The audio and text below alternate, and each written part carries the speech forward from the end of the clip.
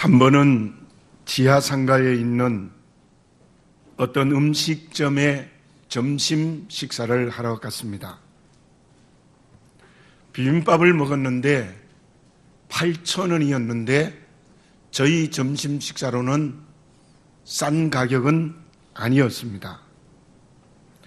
4사람이 가서 식사를 하는데 반찬이 한 사람도 먹을 수 있을 만큼이 아니에요. 조금씩, 그야말로 손톱만큼씩 주는 거예요. 그래서 금방 다 먹고 달라고 하니까 또 그만큼 주는 거예요.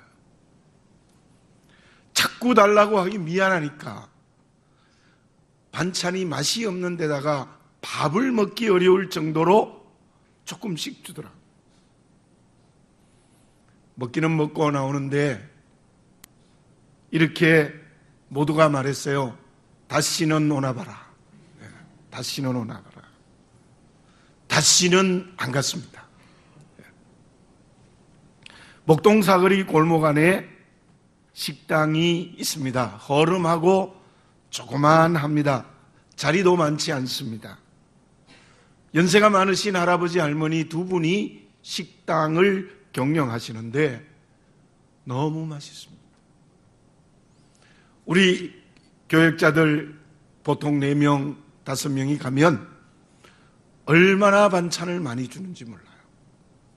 많다고 맛이 없는 게 아니라 맛있습니다. 그 많은 반찬을 다 먹으면 다 먹기 전에 금방금방 갖다 주세요. 할아버지가. 그리고 백반이 5,000원. 거리가 좀 되기도 하지만 반찬도 많이 주고 맛도 있고 그리고 국도 맛있어서 가끔 자주 가게 되는 것입니다. 여러분들, 우리가 음식점에 가서 식사를 해도 맛이 있으면 또 가게 되고 또 갈 수 있는 거예요. 맛이 없으면 다시는 가지 않게 되는 것이지요. 우리들은 어쩌면 인생을 살아가는 요리사일지도 모릅니다. 하나님 앞에서 인생의 걸음 속에 믿음의 요리를 하며 살아가는 그리스도인이다. 그렇게 말을 할 수 있습니다. 하나님 앞에 우리는 어떤 인생의 요리사가 되어야 되겠습니까? 내 인생을 잘 요리할 때 하나님이 잡수시고 맛있다 이렇게 하면 얼마나 좋겠어요. 내 인생의 요리를 보시고 맛이 없다, 먹을 수 없다 하면 우리의 인생이 제대로 된 인생이 되지 못할 것입니다. 오늘 본문의 말씀 15절에 보면 이런 말씀이 있습니다. 부끄러울 것이 없는 일꾼으로 인정된 자로. 너희들이 믿음의 인생의 길을 걸어갈 때에 부끄러울 것이 없는 일꾼으로 인정된 자가 되어야 된다는 말씀이지요. 여기에서 인정한다는 것은 그냥 고개를 끄덕이는 정도가 아닙니다. 그렇구나, 그 정도가 아닙니다. 여기에 인정한다는 말씀은 시험을 거친 후에 받아들이는 겁니다. 음식도 눈으로 보고 그 음식이 맛이 있다고 하는 것이 아니라 실제로 먹어보고 맛이 있다고 하는 거예요. 수학 문제를 풀 때도 그냥 실력이 있다고 하는 것이 아니라 문제를 풀 수 있는가를 보고 너는 문제를 푸는 능력이 있다고 인정하는 것입니다.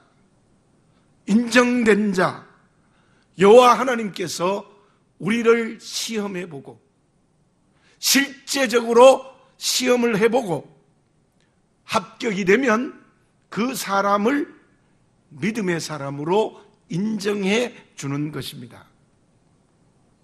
하나님께서는 우리를 십자가의 은혜로 구원해 주셨습니다. 그리고 이제 믿음으로 살아갑니다. 믿음으로 살아가는 우리의 삶을 보시고 하나님의 일을 하는 우리의 모습을 보시고 우리의 믿음의 길을 인정한다는 뜻입니다. 본문의 말씀은 바울이 영적으로 낳은 아들 디모데에게 주는 하나님의 말씀입니다. 너는 하나님의 일꾼이 될 때에 하나님께서 인정하고 믿어주시는 일꾼이 되라.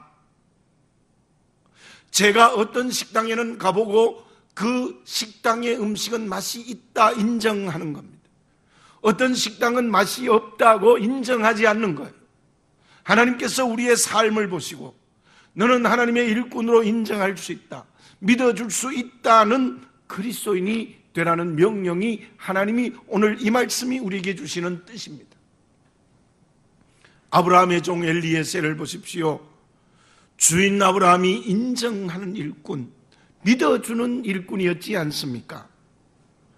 자식이 없으면 내 후사는 이 다메섹 엘리에셀이다. 자식이 없으면 내 후사는 다메섹 엘리에셀이라는 것은 단순한 말이 아닙니다. 나의 신앙도 가문도 재산도 전부 이 종인 엘리사에게 주겠다는 겁니다. 그런데 이삭이 태어났습니다.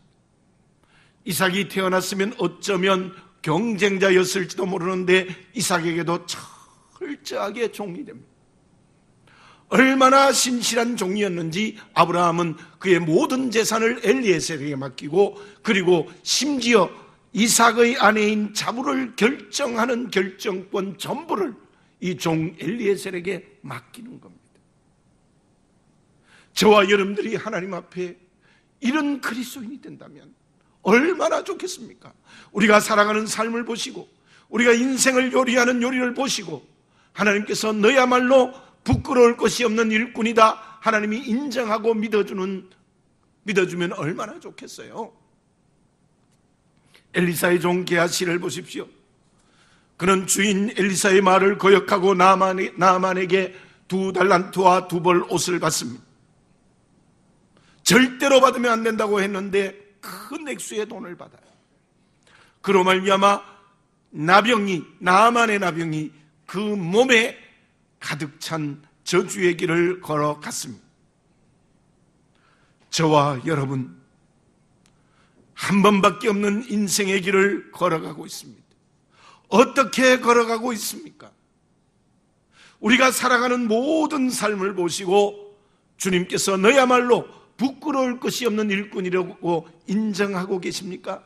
나의 삶을 보시고 하나님이 나를 믿어주는 인생의 걸음을 걷고 있습니까? 바울이 설교할 때에 왜 다윗은 하나님의 마음에 맞는 사람이라고 했을까요? 다윗이 하나님의 마음에 맞는 사람이라는 것은 하나님께서 인정하는 일꾼이었다는 겁니다. 하나님께서 믿을 수 있는 일꾼이 다윗이었다는 겁니다.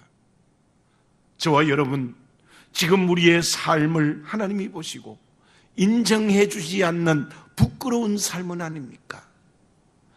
다시 한번 사순절이 시작되는 첫 주일 하나님 앞에 서서 예배를 드리면서 여호와 하나님께서 내 삶을 보시고 인정하고 믿어주는 부끄러울 것이 없는 일꾼으로서의 길을 걸어가는 그리스도인이 되어져야 될 줄로 믿습니다. 그러면 주님께서 내 삶을 보시고 인정하고 믿어주는 일꾼이 되기 위하여 우리는 어떻게 살아야 될까요? 어떻게 사는 것이 주님께서 인정하고 믿어주는 일꾼이 되겠습니까? 일본의 소설인 불씨라는 소설이 있습니다. 우리말로도 2권으로 번역이 되어져 있습니다. 우에스키 요잔의 실화를 소설화한 것입니다. 요잔은 18살에 요세지와 번이라는 일본 열도 북쪽에 부임을 하게 됩니다. 몹시 추운 날 가마를 타고 그 현에 부임을 하는데 가마 안에 화로가 있었어요. 근데 화로가 불이 다 꺼져 재만 남아 있었던 거예요. 그래서 혹시 불이 있는가 싶어서 화재로 뒤적뒤적 해보니 그곳에 조그마한 빨갛게 난 불씨가 있었습니다. 그것을 보면서 요자는 마음의 결심을 합니다. 18살 청년이 아니라 소년 아닙니까? 요세지와 번은 그때 완전히 폐허가 되어 몰락한 도시로 부임해서는 이런 마음의 결단을 합니다. 내가 불씨가 되자, 낙심하고 있는 저 백성에게 희망의 불씨가 되자, 희생과 헌신으로 불씨가 되자, 좌절한 백성들에게 용기를 주는 불씨가 되자 온갖 지탄과 난관을 어린 나이부터 극복하고 그 지역을 새롭게 개혁해 나갑니다. 드디어 20년이 지났을 때 그 요세지와 부어는 일본에서도 가장 살아 움직이는 도시로 변화되어졌습니다. 바로 우에스키 요잔이라는 이 한 사람이 불씨가 되어서 온 도시를 활활 불타오르게 한 것입니다. 주님께서 인정하는 믿음의 일꾼, 부끄러울 것이 없는 일꾼이 되기 위하여 우리는 어떤 삶을 살 때에 주님이 인정하고 믿어주는 그리스도인이 될까요? 제가 15절 전체를 다시 한번 읽겠습니다. 너는 진리의 말씀을 옳게 분별하며 부끄러울 것이 없는 일꾼으로 인정된 자로 자신을 하나님 앞에 드리기를 힘쓰라. 이 부끄러울 것이 없는 일꾼이 되는 전제 조건이 무엇인가 하면 진리의 말씀을 옳게 분별하는 사람입니다. 여기에서 진리의 말씀을 옳게 분별한다는 이 분별한다는 뜻은 연장으로 싹둑 잘라내는 것을 말해요. 숭늉공이 잘 드는 연장으로 바르게 잘라내는 것이 분별한다라는 뜻이에요. 이 말씀의 의미는 무엇인가 하면 하나님의 말씀이 아닌 것은 잘라내어 버려라는 겁니다. 하나님의 말씀이 아닌 것은 분명하게 잘라버리라는 거예요. 16절을 읽습니다. 망령되고 헛된 말을 버리라. 그들은 경건하지 아니함으로 점점 나아가나니. 망령되고 허탄한 말을 버리라. 여기에 망령되고 허탄한 말은 그 당시 초대교회에 있었던 이단을 가리키고 있습니다. 그 이단이 어떤 말로 너희들을 꿰더라도 그걸 따라가지 말라. 그 따라가면 경건을 가로막는 일이다. 그래서 17절에는 그것을 이렇게 말을 합니다. 그들의 말은 악송종양이 퍼져나감과 같은데 그 중에 후메네오와 빌레도가 있느니라. 악성종기가 퍼져나가는 것처럼 너희들에게 퍼져나가니 그거 잘라버려야 된다는 거예요. 후메네오와 빌라도는 바로 18절에 있는 말씀의 이단입니다. 읽겠습니다. 진리에 관하여는 그들이 그릇되었도다. 부활이 이미 지나갔다 하므로 어떤 사람들의 믿음을 무너뜨리느니라. 말씀이 그릇되어졌다는 거예요. 이게 영지주적 이단인데요, 교회 안에 예수님이 육체로 오신 것을 부인합니다. 그리고 예수님이 자연적으로 부활하셨다는 걸 부인하고 또 우리가 부활의 후사가 되었다는 것도 완전히 부인하는 거예요. 헬라 철학적 이단인데 그 이단을 과감하게 너희들 분명하게 잘라버리라는 겁니다. 그렇죠. 우리가 부끄러울 것이 없는 일꾼이 되기 위하여 하나님이 인정하는 믿음의 길을 걸어가기 위해서는 이단, 하나님의 말씀을 그릇되게 하는 것은 반드시 잘라버려야 됩니다. 그런데 이 분별한다의 말씀을 적극적으로 해석할 필요가 있습니다. 그 적극적으로 해석하면 분별한다는 말씀의 의미가 무엇인가? 그것은 하나님의 말씀에 붙들린다는 것, 하나님의 말씀에 굳게 선다는 겁니다. 다른 말로 설명드리면 말씀의 불씨가 내 마음속에 활활 타오르는 것을 얘기하는 거예요. 오늘 분별한다는 말씀의 의미의 그 뜻이 실제로 원어에 있습니다. 하나님의 말씀이 내 마음속에 불씨가 되어서 내 인격과 삶을 활활 태우는 사람, 그 사람이 하나님이 인정하고 믿어지는 일꾼이 될 수 있다는 거예요. 제가 지난주일 낮에 설교할 때 사랑으로 행하라라는 말씀을 사랑을 내가 가지고 소유하는 것이 아니라 사랑의 바다 속에 헤엄을 쳐야 된다, 사랑 안으로 들어가라고 이렇게 해석을 하는데 똑같아요. 오늘 보면 너희들이 말씀을 소유하라, 말씀을 가지라, 뭐 그런 뜻도 있습니다. 그러나 이 말씀의 더 중요한 의미는 말씀 속으로 들어가라는 겁니다. 말씀 안에 내가 몽땅 빠지라는 겁니다. 말씀의 바다에 헤엄쳐라는 겁니다. 사천책을 청량한 것처럼 너는 말씀의 바다 안에 헤엄치며 살아가는 사람이 되라는 뜻이 오늘 본문의 말씀에 나타난 분별하다는 말씀의 의미입니다. 다시 말씀드리면 내 마음의 말씀에 불씨가 살아 활활 타서 내 모든 삶이 말씀에 대한 뜨거운 열정을 가지고 살아가라는 겁니다. 우리가 말씀에 붙들렸다, 말씀에 굳게 섰다는 것은 단순한 속적으로 이단을 제거하는 것만이 아니라 바로 말씀이 내 마음에 불씨가 되어서 내 인격과 삶을 활활 불타오르게 하는 사람, 그 사람이 하나님이 인정하는 믿음의 그릇이 될 수 있다는 거예요. 우리가 사순절이 시작되어지면서 우리 모두 함께 성경 필사를 하자고 했습니다. 여러분들 신청하지 않았더라도 성경 필사를 해보시기 바랍니다. 이 성경을 손으로 쓰면서, 요즘 전부 이거 워드를 쳐서 합니다마는 손으로 쓰면서 말씀이 여러분에게 불씨가 되고 그 말씀이 내 인격과 삶을 활활 성령으로 태울 수 있는 그 체험을 하시는 이 사순절의 기간이 되시기를 바라겠습니다. 그러면 하나님이 인정하고 믿어주는 일꾼이 될 수 있다는 거예요. 다른 것으로 활활 타면 안 됩니다. 이기적인 욕심으로 가득 차고 정욕으로 활활 타고 쾌락으로 활활 타고 돈으로 활활 타고 그렇게 되면 안 된다는 거예요. 우리가 하나님의 말씀이 내 마음에 불씨가 되어서 내 인격과 삶을 태울 수 있는 사람, 그 사람이 하나님이 인정하는 일꾼이 된다는 거예요. 베트남의 총리였던 레둑토라는 사람이 있습니다. 노벨 평화상을 결정했습니다. 그러나 그는 노벨 평화상을 거절하면서 이렇게 말합니다. 조국 베트남이 아직 평화가 오지 않았습니다. 나는 노벨 평화상을 받을 수 없습니다. 대단한 사람이지 않습니까? 바로 그는 나라를 사랑하는 뜨거운 불씨 열정이 있었던 거예요. 그래서 그는 노벨 평화상도 거절했습니다. 저는 목회를 하면서 어떤 원로 장로님의 기도가 잊혀지지 않습니다.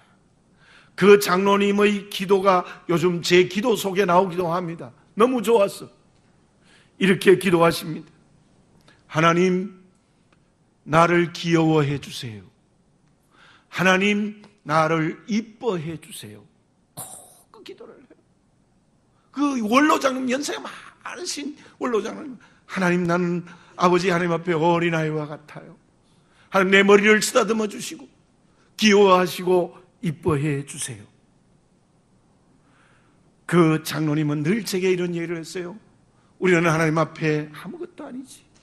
그저 하나님이 귀여워해 주시면 되지. 정말 그 장로님은 말씀에 붙들린 분이었습니다. 말씀에 붙들린 분이었습니다. 농암 이현보 선생이 있습니다. 퇴계 선생이 쓴 이현보 행장이라는 글을 읽어보면 이현보 선생은 어른이 되었어도 이제 며칠 전에 설날이 지나갔습니다마는 설날이 되면 색동옷을 입고 늙으신 아버지 어머니 앞에서 재롱을 부렸다고 합니다. 관직을 받으면 언제나 외직을 달라고 왕에게 말해서 항상 고향 안동에 와서 그는 부모님에게 효도하는 일을 그치지 않았다고 합니다. 15세기 초인데 그는 나중에 양반, 상민, 천민 상관없이 모든 어르신들을, 홀로 계신 어르신들을 모아 오늘날 말하면 양로원을 만들었어.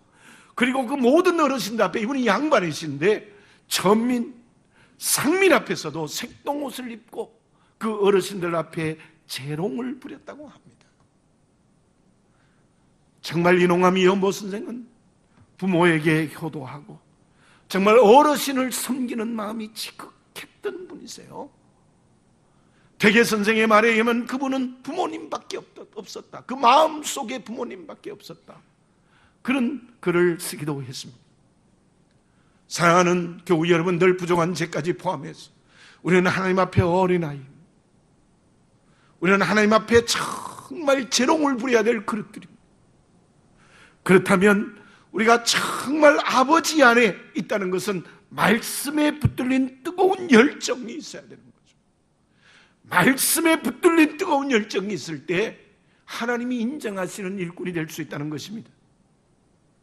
솔로몬이 성전을 지을 때 두로 사람 히람이라는 사람이 있었어요.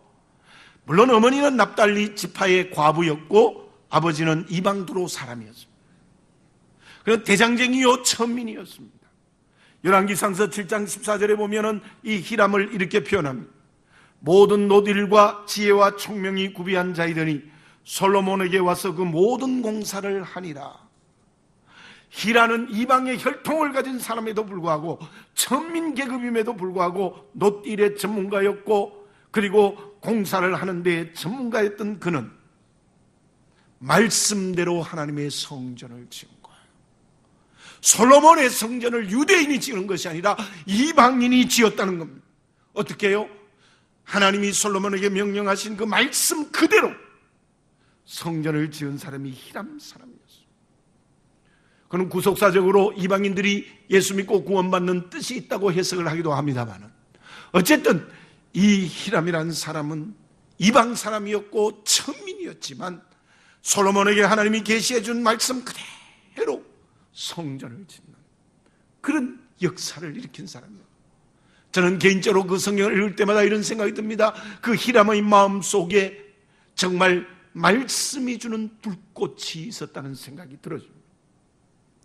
느헤미야가 조국 예루살렘 성벽이 무너졌다는 것을 알고 백성의 죄를 자기의 죄로 알고 회개하고 술 맡은 관원장의 자리를 버리고 예루살렘 총독이 되어 성벽을 재건합니다.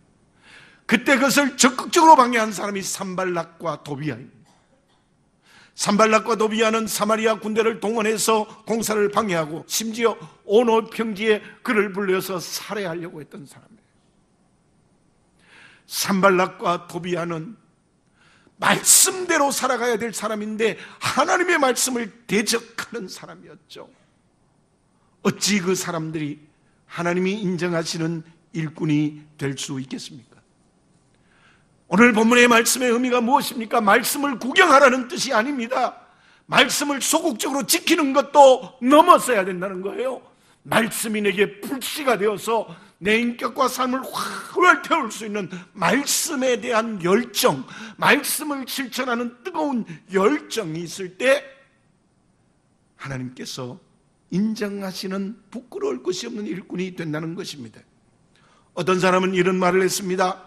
하루의 행복은 낮잠에 있고 평생의 행복은 열정에 있다. 그렇게 말했습니다. 우리의 평생의 행복은 말씀에 대한 열정에 있습니다. 예수님이 산상수훈을 마치시고 마태복음 7장 24에서 27절에서 하신 말씀처럼 모래 위에 집을 짓고 있습니까? 반석 위에 집을 짓고 있습니까? 우리 모두 하나님의 말씀인 반석 위에 내 인생의 집을 든든히 짓는 말씀에 대한 열정, 말씀이 내 삶에 살아 움직이는 뜨거운 열정을 가진 그리스도인이 되어지시기 바랍니다. 어떤 비바람에도 무너지지 않는, 어떤 환난과 핍박에도 무너지지 않는 말씀의 불씨, 말씀의 뜨거운 열정이 우리를 붙들고 나갈 때 하나님께서 인정하시는, 믿어주시는 일꾼이 될 수 있을 줄로 믿습니다. 그러면 어떻게 살아가는 사람이 말씀의 열정으로 살아가는 사람입니까? 어떤 삶이 정말 하나님이 인정해 주시고 믿어주시는 말씀의 불씨, 말씀의 열정을 가지고 살아가는 것일까요? 한국 나무꾼과 중국 나무꾼이 산에서 나무를 하는 방법이 다르답니다. 어떤 경제학자가 지금의 한국 경제를 몹시 걱정하며 이 비유를 썼습니다. 한국 나무꾼은요, 아침에 산에 올라가면 하루 종일 나무 한 짐을 한대요. 나무 한 짐을 해서 이튿날 장에 가서 나무를 팔아 생계를 이어나간다는 겁니다. 그 일을 계속 반복하는 것이 한국 나무꾼의 특징이고, 중국 나무꾼은 이렇대요. 특별히 스촨성에 있는 나무꾼들은요, 몇 달씩 산에서 가족과 함께 모든 산의 나무를 다 한 번에 한대요. 그리고는 그 나무를 뗏목으로 만들어서, 뗏목을 크게 만들어서 그동안 한 모든 나무를 뗏목에 싣고 가족들도 다 그 뗏목을 타고 바로 장강 5,000km를 내려 상하이로 내려간대요. 그리고 상해에다가 그 나무를 다 팔아 돈을 받으러 집으로 돌아오는 기간이 2년 걸린대요. 근데 2년이 지나면 그 산의 나무가 또 이렇게 많이 있대요. 그러면 그걸 반복한대요. 한국 나무꾼은 하루에 다 하고 중국 나무꾼은 2년 동안 그 나무를 한 번에 많이 하고 또 하고 한대요. 무슨 말이냐면 우리나라의 경제는 너무 속전속결이었다. 지금까지 너무 속전속결이었다. 그런데 중국 경제는 지금 자기의 눈으로 볼 때는 꾸준히 한다는, 만만디 그야말로 꾸준히 계속해서 성장하면 우리 경제가 도저히 이길 수 없으니 우리가 정신 차려야 된다는 의미로 이 비유를 했습니다. 오늘 본문의 말씀 15절 제가 다시 한번 읽을게요. 너는 진리의 말씀을 옳게 분별하며 부끄러울 것이 없는 일꾼으로 인정된 자로 자신을 하나님 앞에 드리기를 힘써라. 여기서 부끄러울 것이 없는 일꾼이 인정되는 것은 두 가지지요. 하나는 진리의 말씀을 옳게 분별하는 것, 또 하나는 자신을 하나님께 드리기를 힘쓰는 거예요. 근데 여기에서 힘쓴다라는 말을 제가 앞에서 비유한 그대로입니다. 한국 나무꾼이 아니라 중국 나무꾼을 얘기하는 거예요. 단번에 막 열심을 내는 거 아니에요.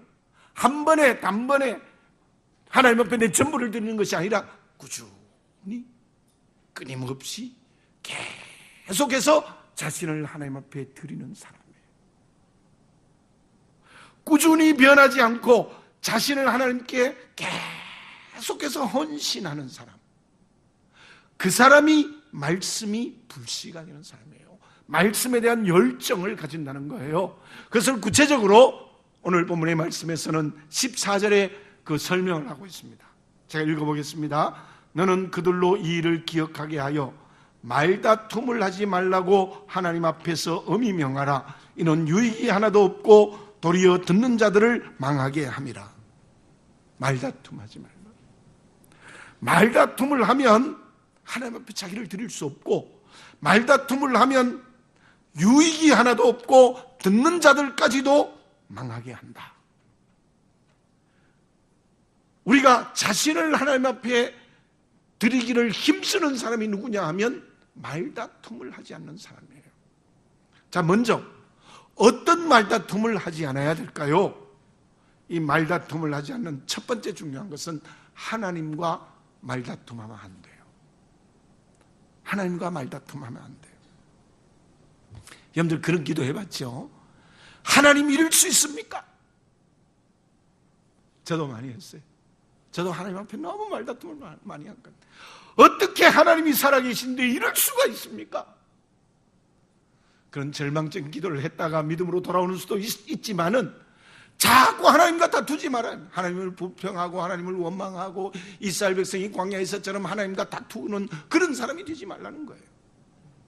말라기 2장 17절에 이런 말씀이 있습니다. 너희가 말로 여호와를 괴롭게 하고도 이르기를 우리가 어떻게 여호와를 괴롭혀 드렸나이까 하는도다.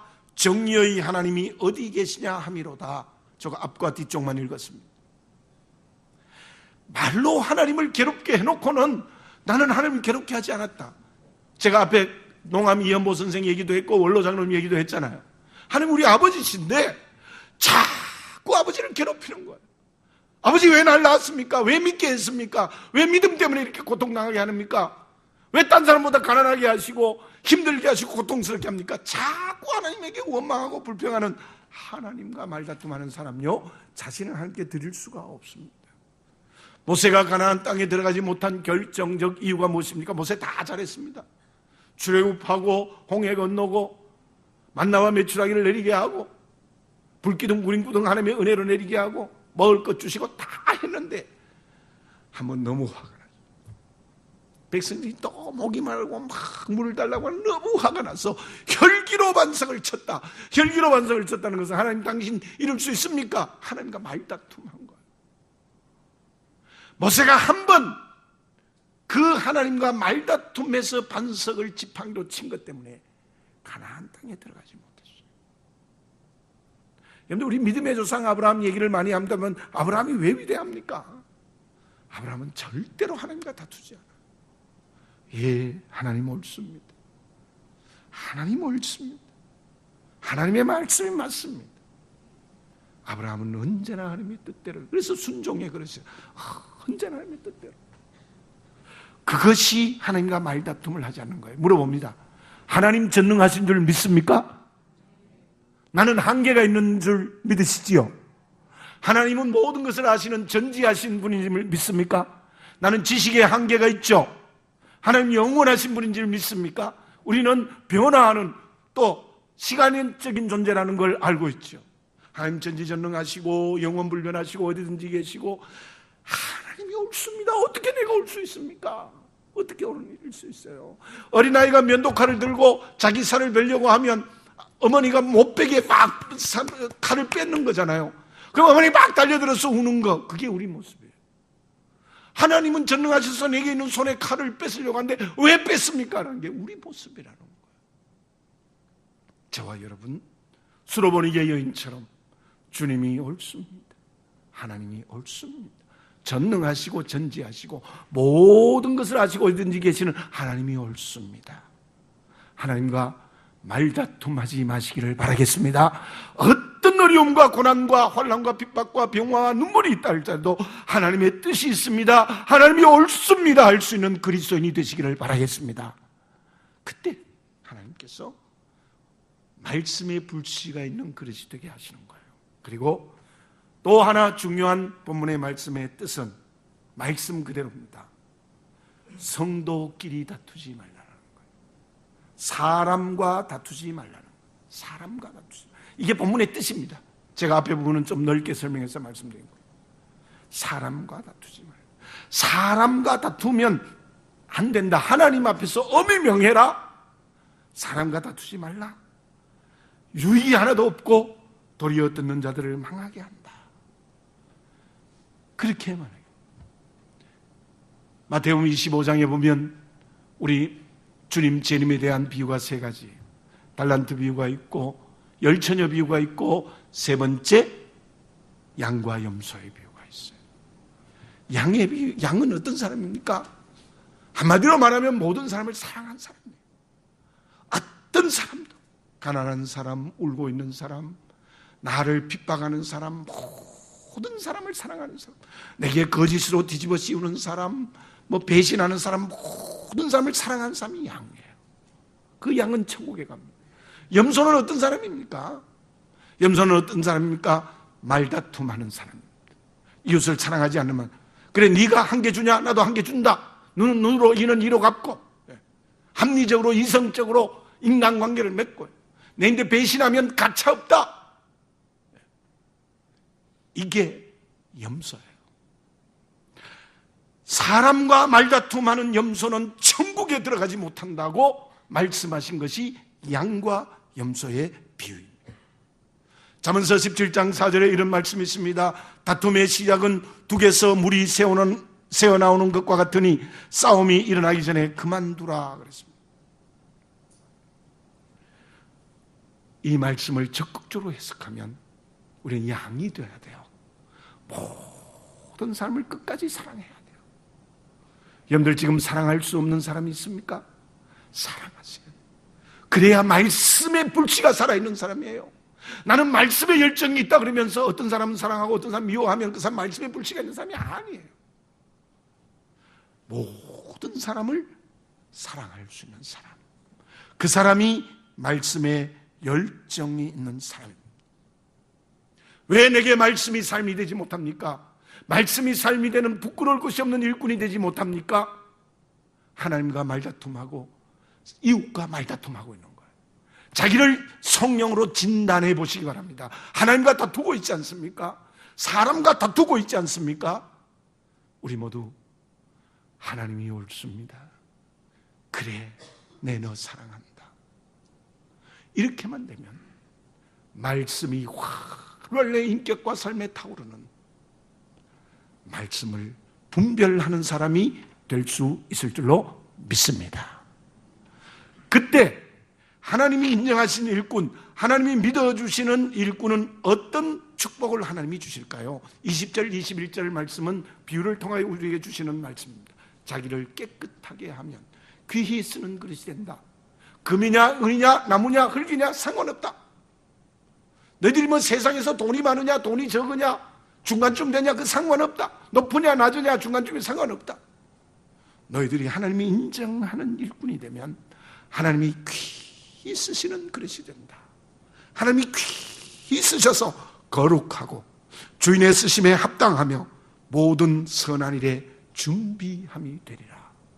귀히 쓰는 그릇이 돼서 그 그릇에 온갖 좋은 음식을 담을 수 있는, 하나님이 만드신 음식을 담을 수 있는 그릇이 된다. 이 얼마나 큰 축복입니까? 우리가 하나님이 인정하시는 일꾼이 이 사순절에 되어서 하나님이 주시는 음식을 가득 담아서 그것으로 사람을 구원하고 그것으로 사람에게 생명을 주는 그런 축복과 사명을 감당하는 그릇이 되어져야 될 줄로 믿습니다. 봄이 오고 있다는 것을 우리는 눈으로 귀로 보고 듣습니다. 우리의 개인과 가정과 직장과 사업과 우리 교회 공동체에 계절의 봄도 와야 되겠지만 영적인 봄이 왔으면 좋겠습니다. 특별히 사순절 기간에 우리의 성령이 우리에게 꽃을 활짝 피워주는 영적인 봄이 왔으면 좋겠습니다. 모든 영적인 겨울을 뒤에 두고 넘어서서 성령의 꽃이 활짝 피는 영적인 봄이 왔으면 좋겠습니까? 어떤 사람에게 그런 영적인 봄이 오겠습니까? 하나님이 인정해 주시고 믿어주는 일꾼이 될 때입니다. 기도드리겠습니다. 사랑하는 아버지 하나님 감사합니다. 사순절 첫째 주일 또 구정이라는 명절을 지나고 첫 주일 하나님 앞에 나왔습니다. 아버지 하나님, 하나님이 인정하시고 믿어주는 일꾼인지 너는 내 그릇이 아니야 내 일꾼이 아니야 라고 말씀하는 그런지 보게 해 주시옵소서. 말씀의 불씨가 살아있습니까? 정말 하나님과 말다툼하지 아니하고 그리고 이웃과 말다툼하지 않는 저희들 하나님을 사랑하고 하나님이 옳습니다라는 믿음, 이웃을 사랑하는 사랑이 있어서 말씀이 불씨가 되어 내 인격과 삶을 활활 태어나갈 수 있는 하나님이 인정하시는 일꾼 되게 하여 주시옵소서. 예수님의 이름으로 기도드립니다. 아멘.